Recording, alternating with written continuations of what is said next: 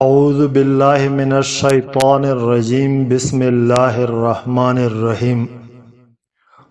حضرت صلی اللہ علیہ وآلہ وسلم پر وحی کا ابتدائی دور اچھے سچے پاکیزہ خوابوں سے شروع ہوا۔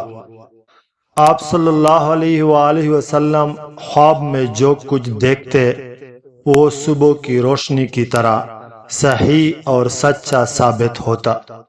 پھر من جانب قدرت آپ صلی اللہ علیہ وآلہ وسلم تنہائی پسند ہو گئے اور آپ صلی اللہ علیہ وآلہ وسلم نے غار حرا میں خلوت نشینی اختیار فرمائی اور کئی دن اور رات وہاں مسلسل عبادت اور یاد الہی ذکر و فکر میں مشغول رہتے، جب تک گھر آنے کو دل نہ چاہتا توشہ ہمراہ لیے ہوئے وہاں رہتے۔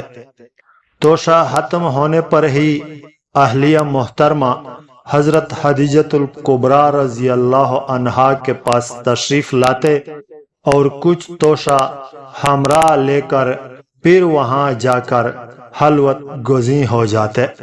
یہی طریقہ جاری رہا یہاں تک کہ اب پر حق منکشف ہو گیا اور آپ صلی اللہ علیہ وآلہ وسلم غار حرا ہی میں قیام پذیر تھے کہ اچانک حضرت جبرائیل علیہ السلام آپ کے پاس حاضر ہوئے اور کہنے لگے کہ اے محمد صلی اللہ علیہ وآلہ وسلم پڑھو۔ آپ فرماتے ہیں کہ میں نے کہا کہ میں پڑھنا نہیں جانتا۔ آپ صلی اللہ علیہ وآلہ وسلم فرماتے ہیں کہ فرشتے نے مجھے پکڑ کر اتنے زور سے بھینچا کہ میری طاقت جواب دے گئی۔ پھر مجھے چھوڑ کر کہا کہ پڑھو، میں نے پھر وہی جواب دیا کہ میں پڑھا ہوا نہیں ہوں۔ اس فرشتے نے مجھ کو نہایت ہی زور سے بھینچا کہ مجھ کو سخت تکلیف محسوس ہوئی۔ پھر اس نے کہا کہ پڑھو، میں نے کہا کہ میں پڑھا ہوا نہیں ہوں۔ فرشتے نے تیسری بار مجھ کو پکڑا اور تیسری مرتبہ پھر مجھ کو بھینچا، پھر مجھے چھوڑ دیا اور کہنے لگا کہ پڑھو اپنے رب کے نام کی مدد سے جس نے پیدا کیا اور انسان کو خون کی پھٹکی سے بنایا، پڑھو اور آپ کا رب بہت ہی مہربانیاں کرنے والا ہے۔ پس یہی آیتیں آپ حضرت جبرائیل علیہ السلام سے سن کر اس حال میں غار حرا سے واپس ہوئے کہ آپ کا دل اس انوکھے واقعہ سے کانپ رہا تھا۔ آپ حضرت خدیجۃ الکبریٰ رضی اللہ عنہا کے ہاں تشریف لائے اور فرمایا کہ مجھے کمبل اڑا دو، مجھے کمبل اڑا دو۔ لوگوں نے آپ کو کمبل اڑا دیا۔ جب آپ کا ڈر جاتا رہا تو آپ نے اپنی زوجہ محترمہ حضرت خدیجۃ الکبریٰ رضی اللہ عنہا کو تفصیل کے ساتھ یہ واقعہ سنایا اور فرمانے لگے کہ مجھ کو اب اپنی جان کا خوف ہو گیا ہے۔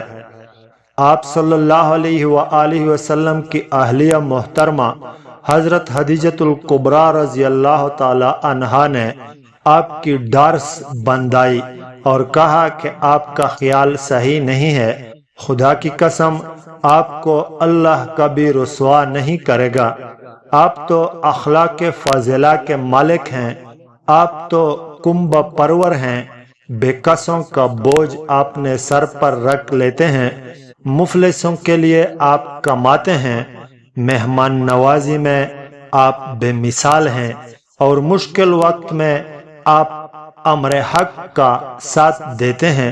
ایسے اوصاف حسنہ والا انسان یوں بے وقت ذلت و خواری کی موت نہیں پا سکتا۔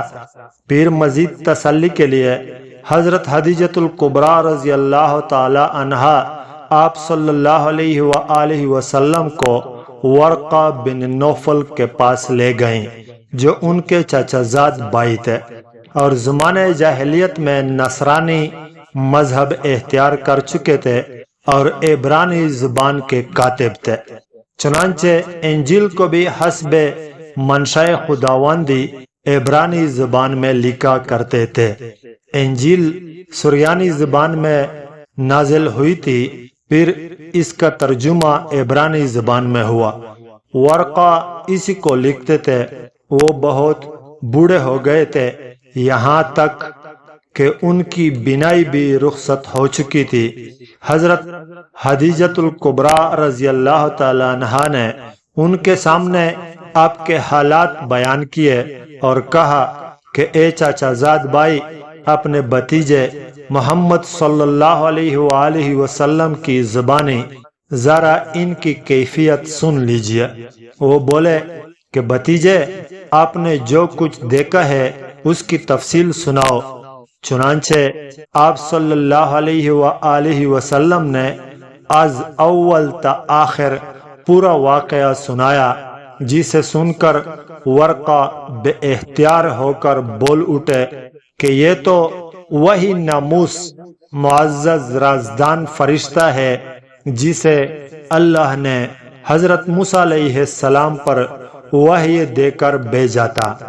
کاش میں آپ کے اس عہد نبوت کے شروع ہونے پر جوان عمر ہوتا، کاش میں اس وقت تک زندہ رہتا جب کہ آپ کی قوم آپ کو اس شہر سے نکال دے گی۔ رسول کریم صلی اللہ علیہ وآلہ وسلم نے یہ سن کر تعجب سے پوچھا کہ کیا وہ لوگ مجھ کو نکال دیں گے، حالانکہ میں تو ان میں صادق و امین و مقبول ہوں۔ ورقہ بولا، ہاں یہ سب کچھ سچ ہے، مگر جو شخص بھی آپ کی طرح امر حق لے کر آیا، لوگ اس کے دشمن ہی ہو گئے ہیں۔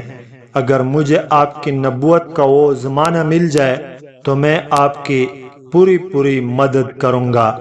مگر ورقہ کچھ دنوں کے بعد انتقال کر گئے، پھر کچھ عرصہ تک وحی کی بھی آمد موقوف رہی۔ صحیح بخاری حدیث نمبر 3۔